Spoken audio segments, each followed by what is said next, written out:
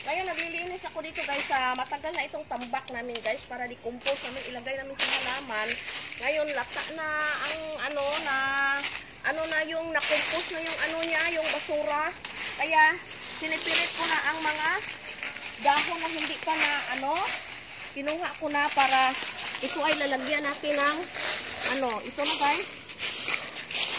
Ito ang ating sa halaman guys. Yung mga basura na yan, ilagay natin ito sa halaman kasi mataba itong lupa na ito.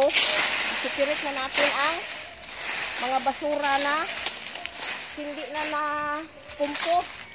Kasi ilagay natin to sa halaman para mataba. At saka taniman natin to ng mga gulay, pwede din. Ito ang ating mga lupa na nilagay natin ito. Dami na guys, oh. Kaya ito, wala na to. So, kinuha ko na para lagay na natin sa ating halaman. Yan. Ito lang guys, ang ating ginagawa ngayon. Maglilinis na din tayo sa ating mga basura. So, para linisin natin ang ating bakuran guys, kasi ang daming mga basura. Ito ang aking ginagawa. Pag walang pasok yung anak ko. Yan, ito na.